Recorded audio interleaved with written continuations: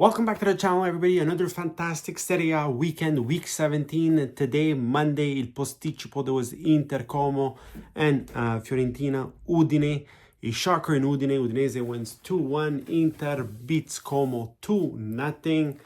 Guys, but what an incredible weekend. Atalanta keeps charging for that Scudetto.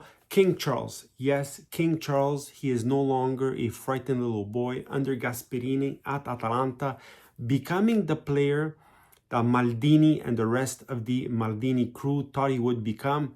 Guys, fantastic, fantastic. Is Milan crying for the Catalan right now? I am sure they are. And they sold him for 20 million euros. He's probably worth 4 times that now.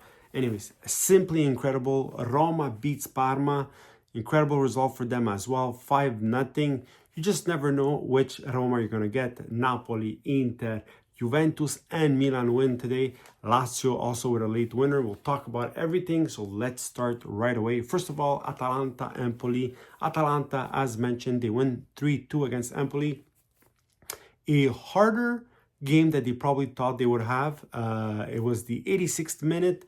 Charles finds the doppietta goal, the winner. Till then, Atalanta probably thinking they would go home with only a point, losing 2 points to Empoli. Instead, they find a way. They find a way, and we keep saying it. Atalanta, it looks like it's their year. They keep finding a way to win these games.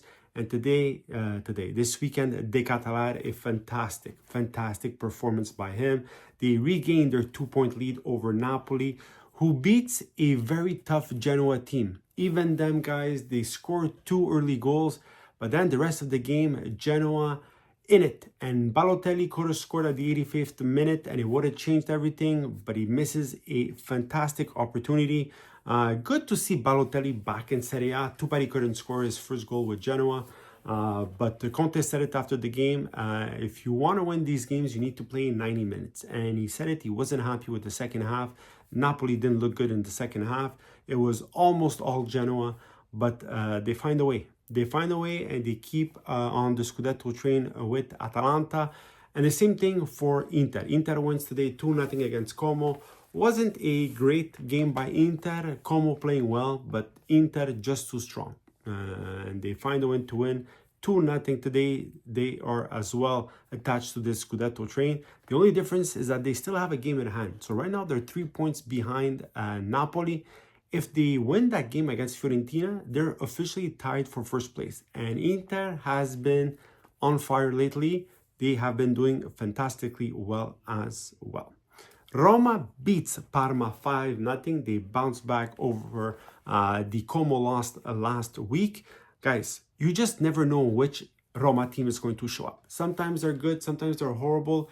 At least there seems to be a bit more of a consistency in the style of play with Ranieri. They create occasions. Was it maybe just a false step last week under Como? One thing's for sure, Milan is facing Roma this week, and we're facing them at the worst time possible. They are starting to get a bit of momentum. Some players are starting to score. Dybala una tripletta this weekend. He's been playing very well as well. So Roma finding a way.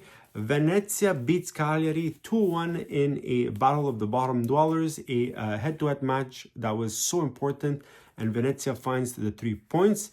Juve beats Monza 2-1. Not a great performance by Juventus, but just like Milan beating Verona, a victory that gives them a bit of relief in terms of La Classifica. 3 very important points. And of course, the Monza defeat officially ends the Nesta career as a coach of Monza, being replaced by Bocchetti today. So Juventus still not very convincing, just like Milan isn't at the moment, but they find a win, and that is very important for them. Milan, like I said, the same thing against Verona. They beat Verona. Thierry Reinders, one of the most informed players of this Campionato. Thank God for Thierry Reinders. If it wasn't for him, Milan wouldn't be scoring for nothing this season. Like Pulisic is injured, Leao is injured now, and Thierry Reinders, Milan relying heavily on him at Centrocampo, and he is proving to be simply fantastic. Lazio beats Lecce 2-1 with a late Marusic winner at the 86th minute. What an incredible finale. Lecce in 10 men was playing very well, and they actually get 2 clear occasions on the same action on the same play that could have tied the game. So they hit the crossbar, it comes out back out to, I don't know who it was. He shoots it and misses the net. Incredible. Like at the 90th minute, it would have been a 2-2 game. Instead, they lose valuable points to Lazio. Bologna beats Torino 2-0.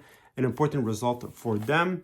And Fiorentina today, surprisingly, losing to Udinese. Keane scores another goal, but it wasn't sufficient. They end up losing 2-1.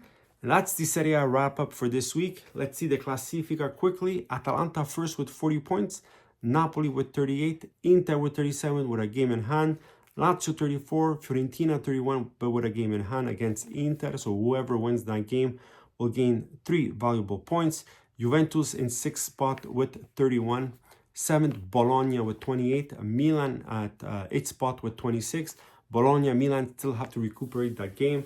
So Bologna could potentially tie Juventus, and Milan could potentially surpass Bologna and be 2 points behind Juve. We'll see how that goes.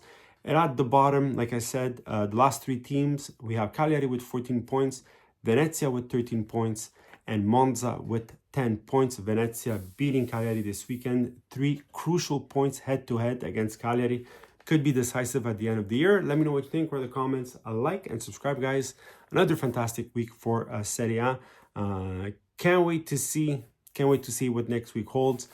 Big game for Milan. Let me know what you think. Write in the comments. Like and subscribe.